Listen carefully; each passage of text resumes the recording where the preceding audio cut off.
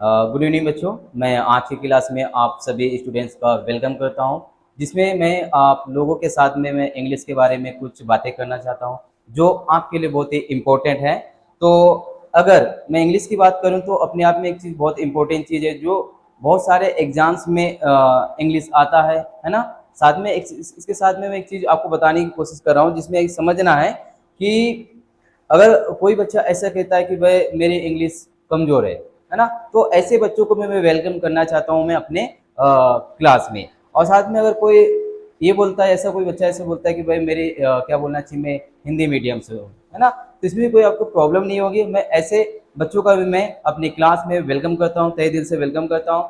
साथ में अगर कोई ऐसा बच्चा हो जो पहली बार अगर क्लास ले रहा है या कोचिंग ज्वाइन करना चाहता, तो मैं ऐसे बच्चों को भी मैं अपने क्लास में वेलकम करना चाहता हूँ। और साथ में अगर कोई ऐसे बच्चा होगा जो उसका जो स्कूल लेवल है, इट मीन्स अगर उसका एकेडमिक जो लेवल है वो अगर डाउन रहा हो, तो मैं ऐसे बच्चों को मैं अपने क्लास में वेलकम करना चाहता हूँ। साथ में अगर बात करें, इवन ऐसे बच्चों को भी मैं क्या बोलना चाहिए, अपने क्लास में वेलकम करूंगा जो बैच उन्हें ऑलरेडी लिए हैं बट वो अभी सिलेक्शन नहीं लिए। अगर वो दोबारा अगर प्रिपरेशन करना चाहते हो है तो मैं ऐसे बच्चों को मैं वेलकम करना चाहता हूं।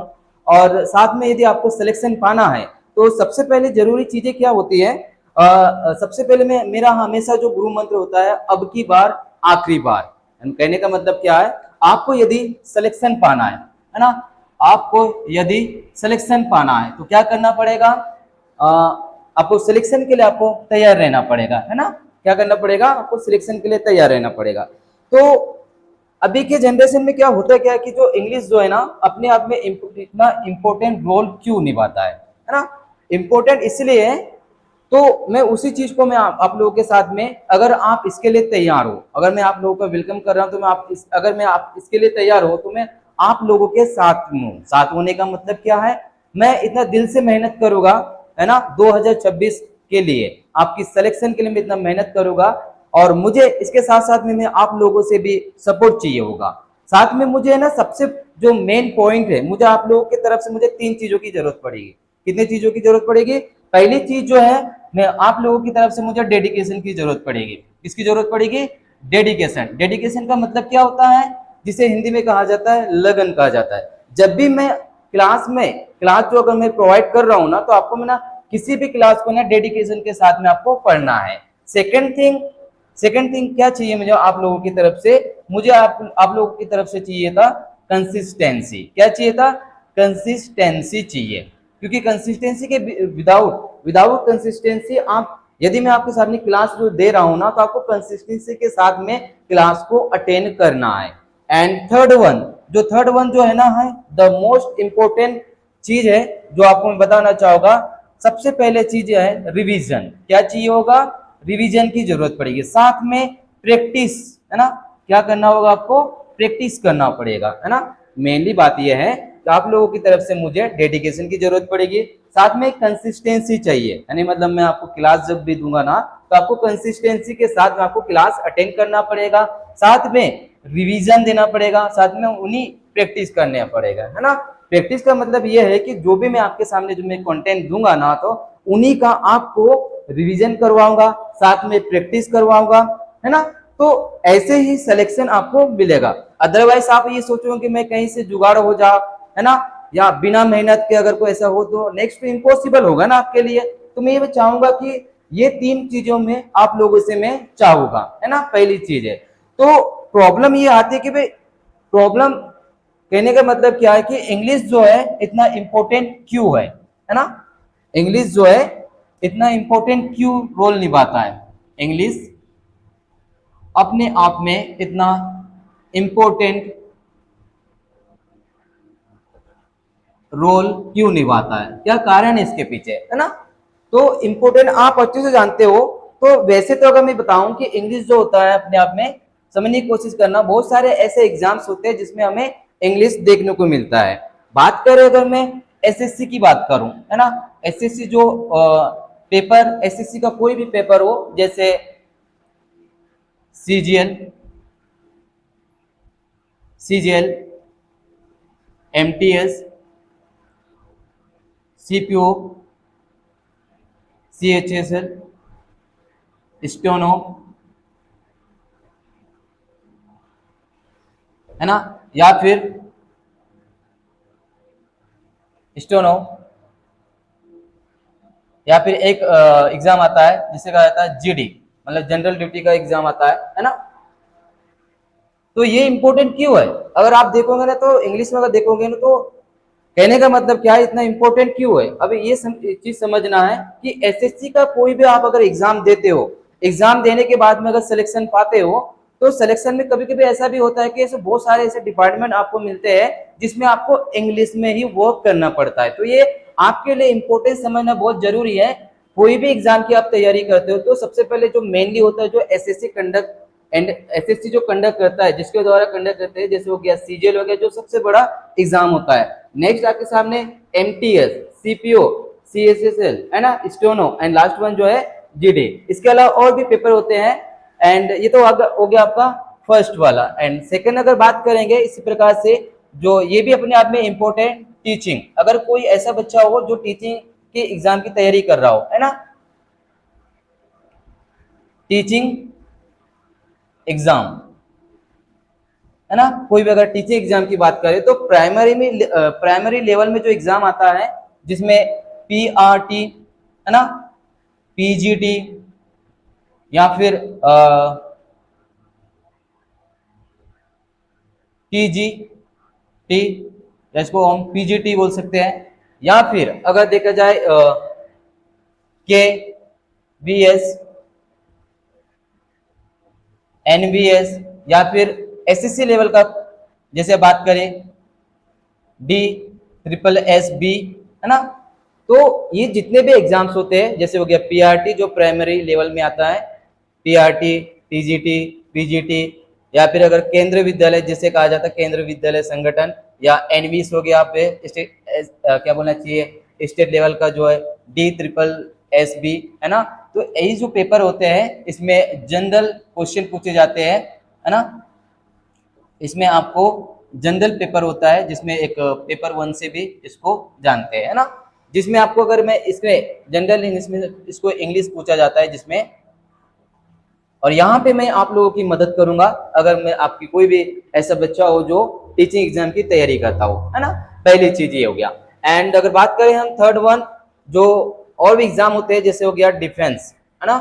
बात करें हम डिफेंस, डिफेंस में जो बहुत सारे ऐसे पेपर होते हैं जैसे हो गया एनडीए, है ना, सीडीएस, है ना, या फिर एयरफोर्स, है ना, एयरफोर्स हो गया, नेवी हो गया, है ना, और भी एग्जाम है जिसमें से मेनली मैंने आपके सामने लिखे हैं।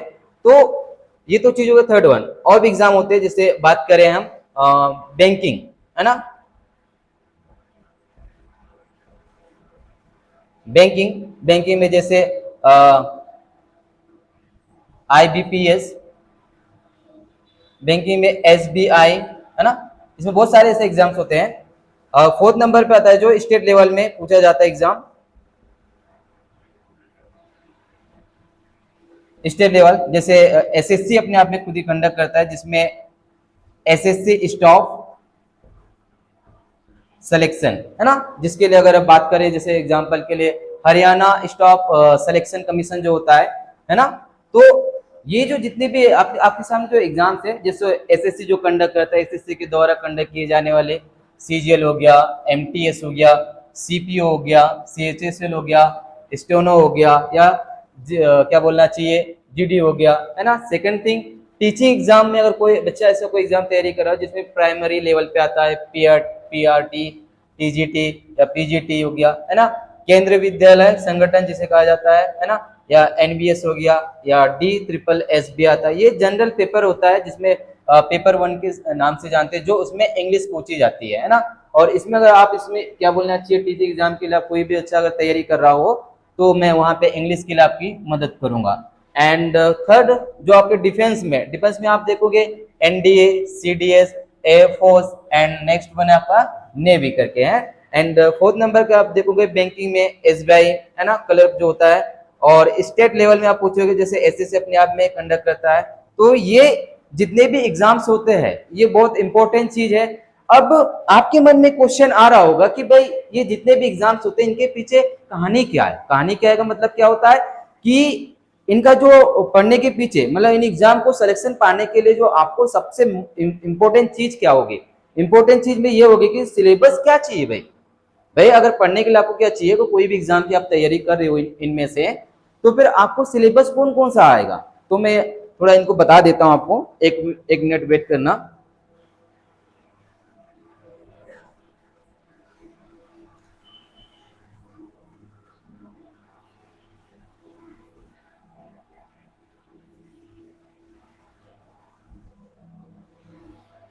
तो इसमें सिलेबस कौन सा आएगा सबसे पहले हम समझ लेते हैं,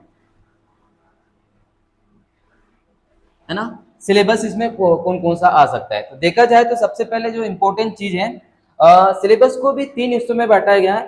पहले नंबर का जो यूज होगा, पहले नंबर का है ग्रामर, है ना। पहले नंबर पे ग्रामर आता है, एंड सेकंड नंबर पे जो है वोकेबुलरी आता है, जिसको शॉर्ट में हम वोकेब्स लिख सकते हैं, एंड थर्ड वन जो है कॉम्प्रिहेंशन, है ना, जिसमें पूछा जाता है कॉम्प्रिहेंशन करके, है ना। इसमें सिलेबस को 3 हिस्सों में बांटा गया है। और बात करें हम थोड़ा सा ग्रामर को और समझने की कोशिश करें कि जो ग्रामर में बहुत सारे ऐसे क्वेश्चन पूछे जाते हैं जो आपके लिए इंपॉर्टेंट है समझना। तो बात करें हम ग्रामर में कॉन्सेप्ट बेस्ड क्वेश्चन पूछे जाते हैं। किस तरीके के क्वेश्चन पूछे जाते हैं ग्रामर में? कॉन्सेप्ट बेस्ड क्वेश्चन पूछे जाते हैं ना। इसको इसी एक और नाम से जानते हैं, जिसको हम बोलते हैं रूल, है ना। रूल बेस्ड क्वेश्चन कितने तरीके से पूछे जाते हैं ग्रामर में, कॉन्सेप्ट बेस्ड क्वेश्चन पूछे जाते हैं एक और नाम से, जिसे रूल बेस्ड क्वेश्चन। तो इसमें कितनी तरीके से क्वेश्चन पूछे जाते हैं थोड़ा सा मैं आपको ये बता देता हूँ। इसमें 3 तरीके से क्वेश्चन पूछा जाता है। पहला 3 फॉर्मेट में इसको हम पूछ सकते हैं, एरर, दूसरा जो है फिलर करके आता है ना, फिलर को ही फिल इन द ब्लैंक्स कहा जाता है, एंड लास्ट वन जो है इसमें जो थर्ड वन जो फॉर्मेट है किस तरीके से पूछा जाता है उसको हम करेक्शन का मतलब क्या होता है, आपके सामने कोई भी सेंटेंस होगा जिसमें आपको एरर को फाइंड आउट करना होता है। तो ये ग्रामर में क्या बोलना चाहिए, कॉन्सेप्ट बेस्ड क्या बोलना चाहिए क्वेश्चन पूछे जाते हैं। 3 फॉर्मेट में आपके सामने क्वेश्चन पूछा जाएगा, जिसमें एरर, सेकंड वन फिलर्स को भी फिल इन द ब्लैंक्स कहा जाता है, एंड लास्ट वन करेक्शन करके पूछा जाता है ना। तो चलो एक काम करते हैं, मैं आपके सामने एग्जांपल दे देता हूं ताकि आपको एक आइडिया हो जाएगा कि आपको किस तरीके से क्वेश्चन आता है ना। जैसे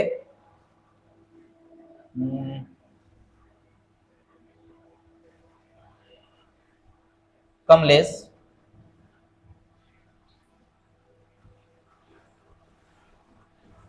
रिवाइज्ड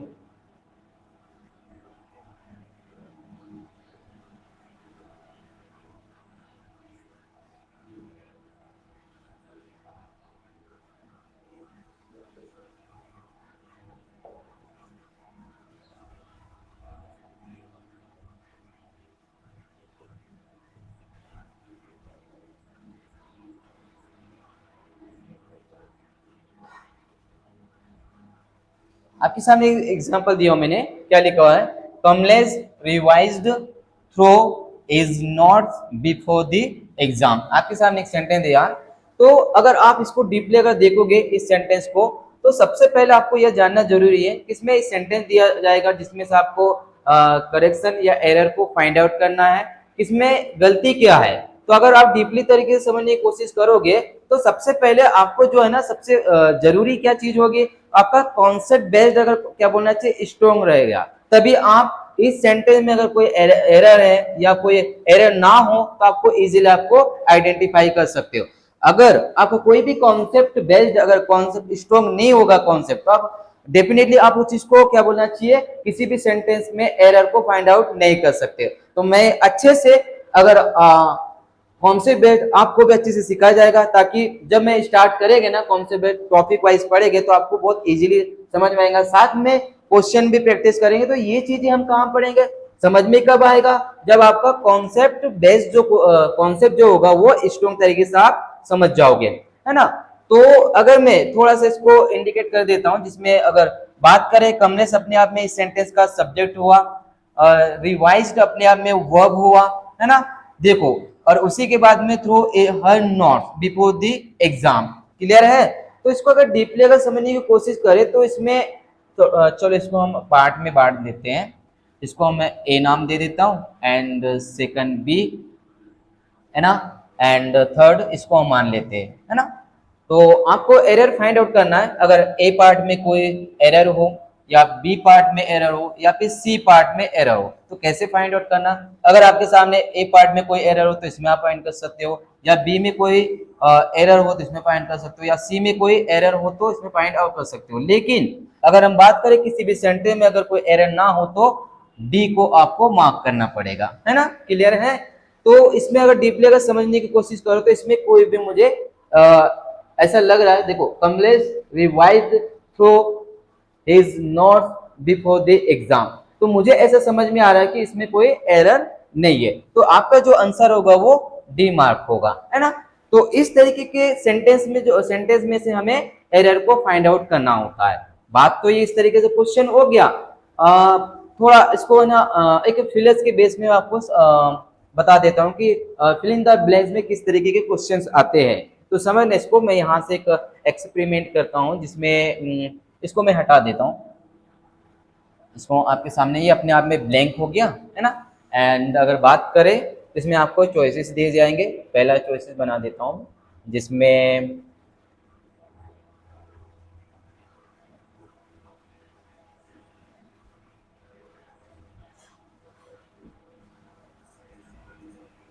शो नोट्स, है ना।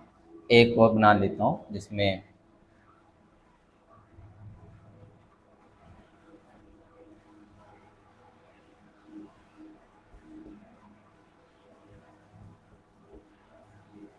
है ना, और थर्ड वन बना देते हैं इसको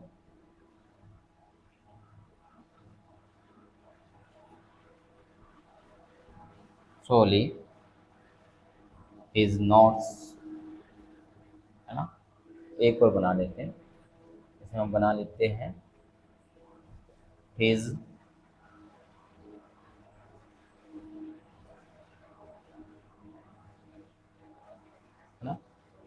नोट्स, है ना।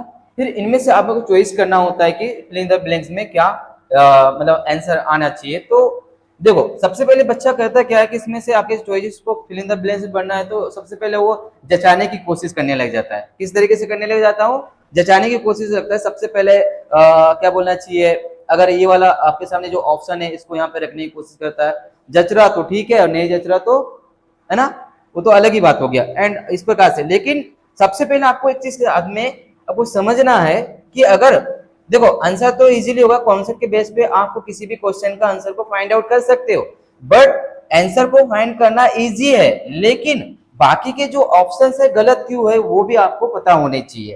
तो ये चीजें समझ में कब आएगी, जब आप कॉन्सेप्ट आपका स्ट्रॉन्ग होगा, है ना।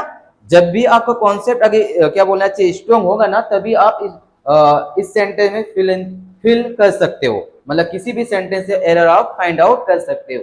या फिर अगर फिलर्स का क्वेश्चन आ गया तो आप कैसे फाइंड आउट करोगे, आपका स्ट्रॉन्ग होना चाहिए, कॉन्सेप्ट आपका बेस्ट होना चाहिए, तभी आप आंसर को इजीली फाइंड आउट कर सकते हो। अदरवाइज अगर क्या बोलना चाहिए आपका कॉन्सेप्ट अगर बेस्ट ना हो, क्वांटिटी आपका क्या बोलना चाहिए स्ट्रॉन्ग तरीके से अच्छे तरीके से नहीं आया हो, तो आप किसी भी सेंटेंस में से ना तो एरर फाइंड आउट कर सकते हो, ना तो किसी सेंटेंस में जो फिल इन द ब्लैंक का जो क्वेश्चन आता है आप इजी तरीके से उसको फिल कर सकते हो। नहीं कर सकते। प्रॉब्लम कब आती है, तो प्रॉब्लम कब आती है जब आपका कॉन्सेप्ट क्लियर ना हो। तो ये तो बात हो गई आपके इस तरीके के जो क्वेश्चन आते हैं जिसमें आपने देखा होगा एरर का आता है, फिलर का आता है, करेक्शन का आता है, जिसमें हमने आपके सामने एग्जांपल के लिए कुछ एक क्वेश्चन दिया और इसी क्वेश्चन को हमने फिल इन द ब्लैंक में ट्रांसलेट किया, जिसमें आपको समझ में आएगा, थोड़ा सा समझ में आएगा कि किस तरीके से क्वेश्चन आया। आगे थोड़ा बढ़ने की कोशिश करें, एक सेकंड वेट करना। कॉन्सेप्ट बेस्ड में ग्रामर में बहुत सारे ऐसे और भी क्वेश्चन पूछे जाते हैं जिसमें आपके लिए समझना बहुत जरूरी है। एक इसके अलावा जो क्वेश्चन पूछा जाता है ग्रामर में, रेडीमेड क्वेश्चन होता है ना। रेडीमेड का मतलब क्या होता है, आपको जो टॉपिक है जिसमें आपको वॉइसेस से, है ना, आपको नरेशन से या फिर टेंसेस से आपको रेडीमेड क्वेश्चन दी जाती है। अभी क्वेश्चन भी किस तरीके से आते हैं, इसमें आपको मल्टीपल चॉइसेस क्वेश्चन आते हैं। किस तरीके के क्वेश्चन आते हैं, मल्टीपल चॉइसेस क्वेश्चन आते हैं, या फिर एरर के क्वेश्चंस आते हैं, है ना। इसमें दो तरीके से क्वेश्चन पूछे जाते हैं टॉपिक में से, है ना, जिसमें रेडीमेड क्वेश्चंस होते हैं। यानी मतलब कहने का मतलब क्या, आपके सामने एक क्वेश्चन दिया जाएगा, ये आपका क्वेश्चन है ना, जिसमें आपको चॉइसेस दिया जाएगा, है ना, 4 ऑप्शन, और इनमें से आपको यदि पता है, मतलब कॉन्सेप्ट अगर क्लियर है तभी ना आप आंसर फाइंड आउट करोगे, है ना। तो इनमें से अगर कोई क्या बोलना चाहिए, कोई भी आंसर आपको फाइंड आउट कर सकते हो। इजी कब करोगे, जब आपका वॉइसेस क्लियर हो, नॉरेशन क्या होता है, उसका कॉन्सेप्ट कैसा है, तो तभी कर सकते हो जब आपका वॉइसेस का पूरा कॉन्सेप्ट आपका क्लियर होगा, है ना। तो इस तरीके के क्वेश्चंस आते हैं, आपको समझना बहुत जरूरी है। उसी के बाद में थोड़ा अगर ग्रामर में और क्वेश्चन को देखो कि क्वेश्चन किस तरीके से और पूछ सकते हैं, तो समझना बहुत जरूरी है। जिसमें एक और तरीका है, जिसमें पार्ट्स ऑफ स्पीच, है ना, पार्ट्स ऑफ स्पीच से आपके सामने क्वेश्चंस आते हैं। यानी मतलब कहने का मतलब क्या है कि पार्ट्स ऑफ स्पीच का फंक्शन क्या होता है ना, फंक्शन क्या होता है, या फिर इसमें आपको पार्ट्स ऑफ स्पीच में किसी भी सेंटेंस में आपको आइडेंटिफिकेशन के लिए आपके लिए क्वेश्चन आ सकता है।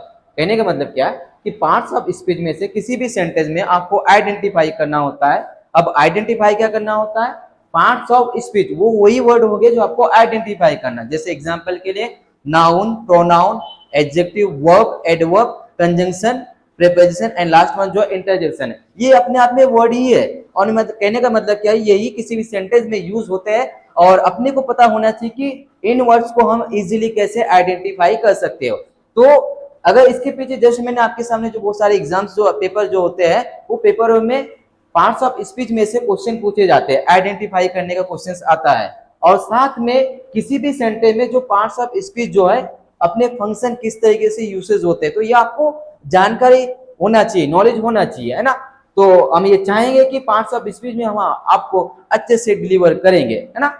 एंड बात करें हम इसके अलावा ग्रामर में और भी क्वेश्चन पूछे जाते हैं, जिनमें क्या बोलना चाहिए, फ्रेजल वर्ब, है ना, इनमें से पूछे जाते हैं। और फ्रेजल वर्ब के अलावा क्लॉजेज में पूछे जाते हैं, है ना, क्लॉजेज बेस्ड क्वेश्चन पूछे जाते हैं। इस तरीके से क्वेश्चन पूछे जाते हैं, phrasal verb clauses based question होते हैं। तो ये जो है ना फ्रेजल वर्ब क्लॉजेज बेस्ड, ये आपको मैंने जैसे आपको ये पता है कि फ्यूचर एकेडमी ऑनलाइन प्लेटफॉर्म पर मैं जो बेसिक ऑफ इंग्लिश जो आपके सामने जो क्लासेस जो दे रहा हूँ, तो वो जो कंटेंट आपको मिलेगा कहाँ पे, फ्रेजल वर्ब क्लॉजेज, तो ये चीजें आपको वहां पे मिल जाएगा। तो मैं चाहूंगा कि आप लोग इन क्लासेस को अटेंड करना, और क्योंकि इसमें बहुत चीजें आपको समझ में आएगा, मतलब एक बेसिक से एडवांस लेवल तक क्वेश्चन कैसे आते हैं, है ना, उसको आपको इजी समझ में आएगा। तो मैं चाहूंगा कि इन क्लासेस को जरूर से जरूर अटेंड करना। और बात करें, ये तो बात हो गई अपने आप में ग्रामर की, जिसमें थोड़ा सा मैं और रिपीट करवा देता हूँ। जिसमें ग्रामर में कॉन्सेप्ट बेस्ड क्वेश्चन पूछा जाता है, जिसमें एरर, फिलर, करेक्शन होता हो गया, एंड रेडीमेड क्वेश्चन होते हैं जिसमें से टॉपिक वाइज पूछा जाता है, जिसमें वॉइसेस, नरेशंस, एंड अब ये क्वेश्चन किस तरीके से पूछा जाता है, मल्टीपल चॉइसेस होगा, है ना, एंड एरर टाइप का क्वेश्चन होगा। उसके अलावा पार्ट्स ऑफ स्पीच से क्वेश्चन पूछे जाते हैं, जिसमें आपको किसी भी सेंटेंस में से आपको आइडेंटिफिकेशन करना होगा। एंड उसके अलावा ग्रामर में से phrasal verb clauses based question पूछे जाते हैं। इट मींस फ्रेजल वर्ब क्या होता है, क्लॉजेज सेंटेंस क्या होता है, ये अपने आप में क्लोज अपने आप में एक सेंटेंस ही होता है, बट वो है ना, आगे हम जब भी हम इसको क्लोजेस को समझेंगे तो कॉन्सेप्ट वाइज, टॉपिक वाइज हम इसको इजीली आपको समझ में आएगा। ये तो बात होगी आपके ग्रामर की बात होगी, है ना। सेकंड जो सिलेबस का जो है ना सेकंड पार्ट कौन सा है, वर्क है, इसको थोड़ा सा आपको बता देता हूं मैं, है ना, मुझे यहाँ पे स्पेस चाहिए होगा।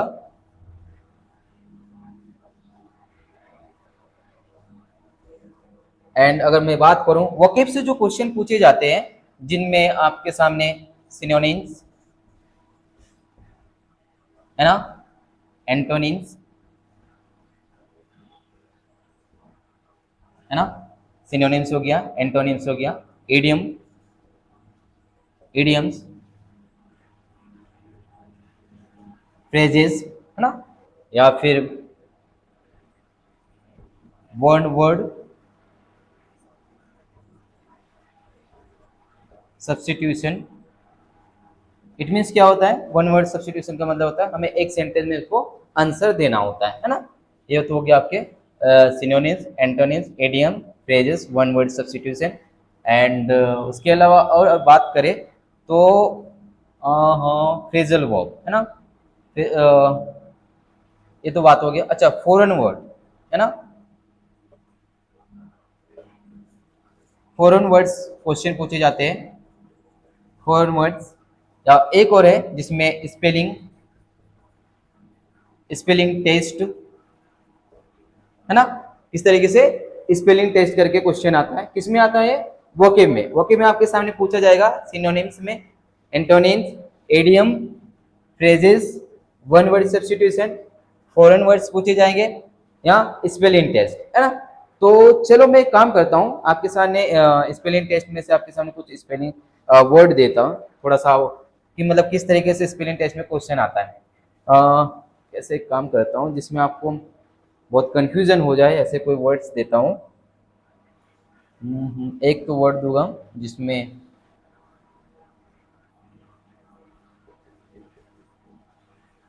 एक तो ये वर्ड हो गया, और उसके अलावा एक और वर्ड जिसमें आपको कंफ्यूज हो सके, जो कि आपको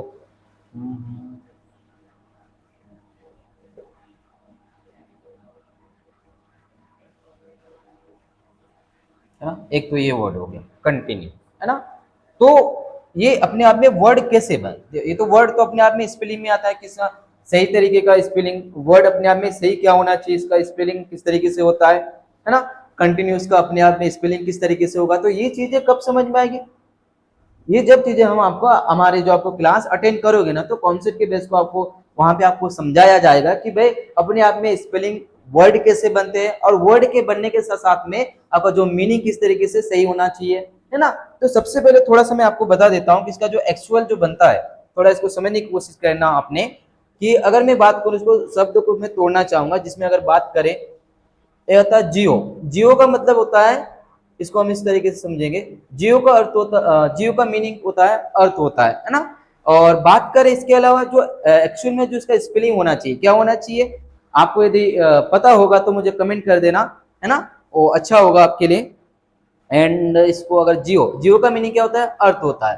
तो इसका जो एक्चुअल सही स्पेलिंग जो होगा, इसका होता है METRY, है ना। इसको कहा जाता है, इसको अगर साथ में हम पढ़ेंगे तो इसका जो होगा जियोमेट्री, है ना। क्या पढ़ेंगे इसको, जियोमेट्री, है ना। मेट्री का मीनिंग क्या होता है, मेट्री का मतलब होता है मेजर करना, क्या करना, मेजर करना, मतलब धरती के किसी भी चीज को मेजर करना, इट्स कॉल्ड जियोमेट्री कहा जाता है ना। ये तो बात हो गई आपका जियोमेट्री। सेकंड आपके सामने एक वर्ड है कंटिन्यूअस, है ना। कंटिन्यूअस का मतलब क्या होता है, इसको भी हम शब्द में तोड़ेंगे। अगर बात करें, आपके सामने एक CO करे, कभी भी याद रखना, किसी भी वर्ड के साथ पहले अगर क्या लिखा हो CON, तो अपने आप में इसका जो मीनिंग होता है टूगेदर, याद रखना। इसका जो मीनिंग होता है हमेशा टुगेदर, टुगेदर का मतलब क्या होता है हिंदी में, एक साथ, है ना। इसका मीनिंग क्या होता है, एक साथ। एंड अगर बात करें TIN का मतलब क्या होता है, इसको बोलते हैं, इसको बोल सकते हैं हम, इसका अपने आप में मीनिंग निकलता है, मतलब इमोशनल वाला मीनिंग निकलता है, जिसमें अगर बात करें एक साथ कनेक्शन हो जाना, है ना। तो एक साथ कनेक्शन होना मतलब होता है एक साथ बात करें। और अपने आप में आप बात करोगे तो इसका जो यूज होता है वो US का मीनिंग होता है, अपने आप में एडजेक्टिव, पार्ट्स ऑफ स्पीच के अकॉर्डिंग अपने आप में एडजेक्टिव का आंसर देता है। तो अगर हम बात करें इसको, अगर सही स्पेलिंग अगर बात करें तो क्या होगा, CONTIN,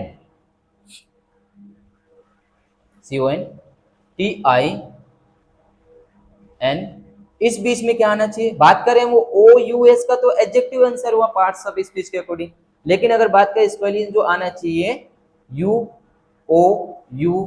आना चाहिए, कंटिन्यूअस, इसका सही जो उसका क्या बनेगा, कंटिन्यूअस। और कंटिन्यूअस का अपने आप में वर्ड कैसे बनते हैं, ये सारी चीजें जो है ना, आपको टॉपिक वाइज जब कोई स्पेलिंग में किस तरीके से बनते कैसे, इसका सही तरीके से होता है कैसा है, एंड बात करें हम वर्ड्स कैसे बनते हैं, वर्ड्स के बनने के साथ में उसका जो एक्चुअल जो क्या बोलना चाहिए जो मीनिंग होता है वहां आपको इजीली समझ में आएगा। तो ये सारी चीजें जो है ना क्या बोलना चाहिए वोकेब एक क्या बोलना चाहिए सिलेबस का एक पार्ट है जिसमें आपको पूछा जाएगा। थोड़ा सा मैं और रिपीट करना चाहूंगा जिसमें वोकेब में पूछा गया है, पूछा जाता है, सिनोनिम्स में पूछा जाता है क्वेश्चन, एंटोनिम्स में पूछा जाता है, नेक्स्ट वन इडियम में पूछा जाता है, फ्रेजेस पूछा जाता है, वन वर्ड सब्स्टिट्यूशन पूछा जाता है, नेक्स्ट है फॉरेन वर्ड्स पूछे जाते हैं एंड स्पेलिंग टेस्ट करके पूछा जाता है ना।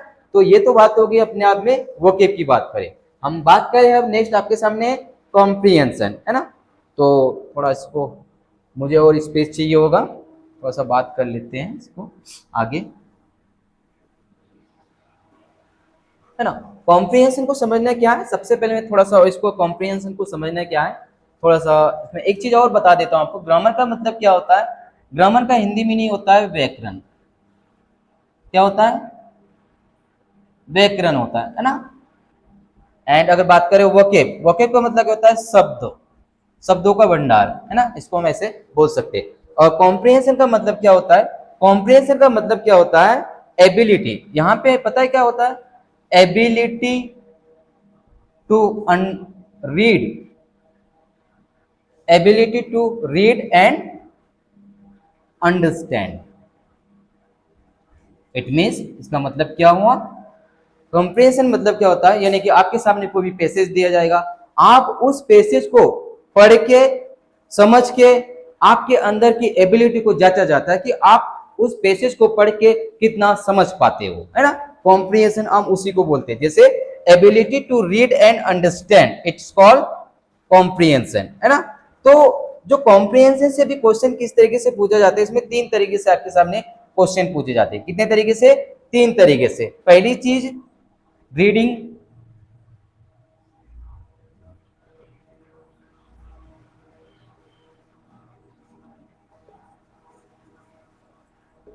क्या reading comprehension, and second thing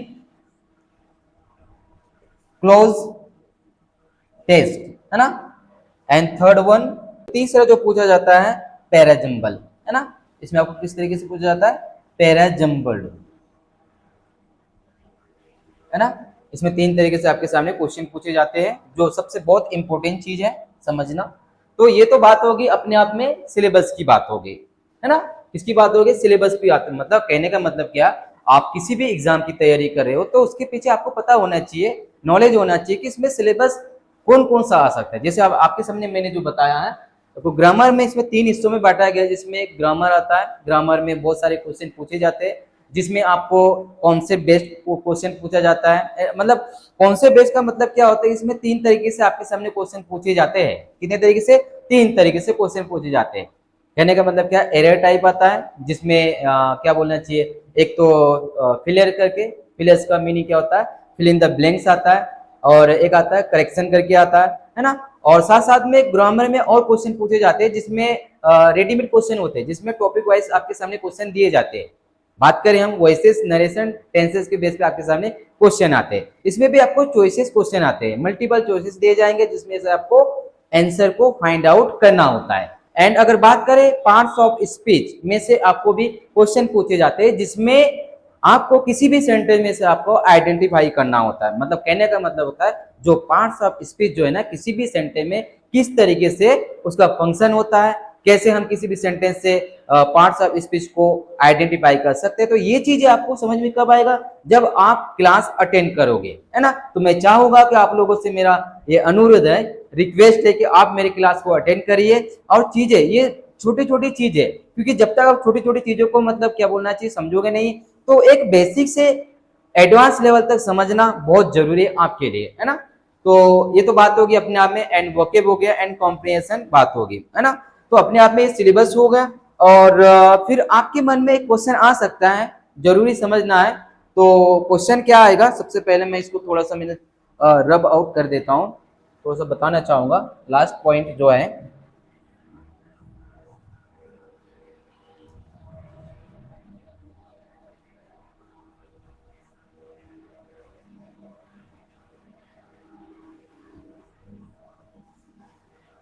last point, जो आपके मन में जो क्वेश्चन आएगा, क्या क्वेश्चन आ सकता है कि भाई ये जो सिलेबस जो है ये कब मतलब कब तक चलेगा, मतलब इसमें जो टाइम ड्यूरेशन क्या हो सकता है। तो मैं आपको बता देता हूं, जिसमें जो अगर बात करोगे आप, किसी के मन में अगर क्वेश्चन आ रहा, तो जो आपका जो कोर्स है, आपका जो कोर्स ड्यूरेशन जो है, मुझे जो चाहिए कम से कम मैक्सिमम मुझे चाहिए 5 से 6 मंथ चाहिए।